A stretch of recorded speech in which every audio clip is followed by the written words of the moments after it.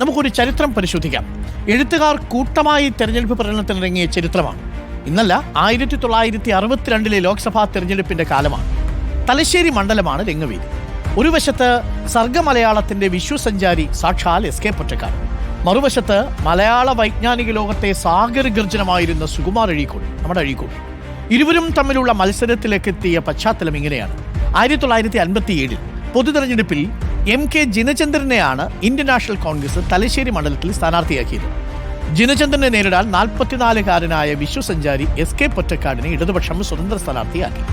വാശിയേറിയ മത്സരത്തിൽ 1382 വോട്ടിന് എസ് കെ പൊറ്റക്കാട് പരാജയപ്പെട്ടു. 5 വർഷത്തിനിപ്പുറം മൂന്നാം ലോക്സഭാ തെരഞ്ഞെടുപ്പെത്തി. സിറ്റിംഗ് MP MK ജിനചന്ദ്രന് ഹൃദയ സംബന്ധിയായ രോഗം കാരണം സജീവ രാഷ്ട്രീയത്തിൽ നിന്ന് വിട്ടുനിൽക്കുന്നു. കോൺഗ്രസ് പുതിയ സ്ഥാനാർത്ഥിയെ തിരയുന്നു. ഇടതുപക്ഷത്ത് പക്ഷേ ആശയക്കുഴപ്പമില്ല.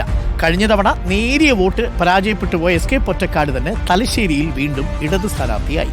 CK ഗോവിന്ദൻ നായരാണ് അന്നത്തെ KPCCയുടെ പ്രസിഡന്റ്.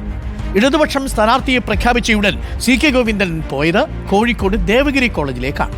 ക്ലാസ് റൂമിന്റെ വരാന്തയിൽ നിന്നുകൊണ്ട് വിളിച്ചു. വിളി കേട്ടത് അകത്തെ ക്ലാസ് എടുത്തുകൊണ്ട് ഇരിക്കുകയായിരുന്നു സുകുമാർ അഴീക്കോടാണ്. വരാന്തയുടെ മൂലയിലേക്ക് മാറി നിന്നുകൊണ്ട് സ്വകാര്യമായി കാര്യം അവതരിപ്പിച്ചു.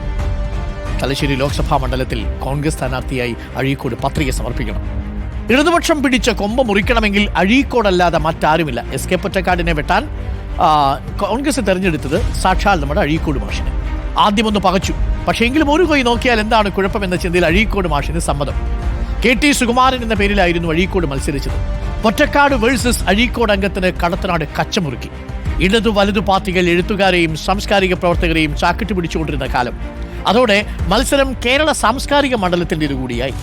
എഴുത്തുകാരിൽ മിക്കവരും SK വേണ്ടി അണിനിരുന്നു. MT വാസുദേവൻ നായർ അടക്കമുള്ളവർ അന്ന് തലശ്ശേരിയിൽ SK പൊറ്റക്കാടിന് വേണ്ടി പ്രസംഗിച്ചു. ഫലം വന്നപ്പോൾ 64,980 വോട്ടിന്റെ ഭൂരിപക്ഷത്തിൽ SK പൊറ്റക്കാട് ലോക്സഭയിലേക്ക് പോയി. അഴീക്കോട് മാഷ് തോറ്റുപോയി. പക്ഷെ പിന്നീട് അഴീക്കോട് മാഷ് വിജയിച്ചു. ജനഹൃദയങ്ങളിൽ വോട്ട് നേടി. അല്ലേ? അതാണ് ചരിത്രം. അങ്ങനെ ഒരു ചരിത്രം ഉണ്ടായിട്ടുണ്ട്. സാഹിത്യകാരന്മാർ നേരിട്ട് പോരിനിറങ്ങിയ തിരഞ്ഞെടുപ്പായിരുന്നു 1962 ലോക്സഭാ തെരഞ്ഞെടുപ്പ്.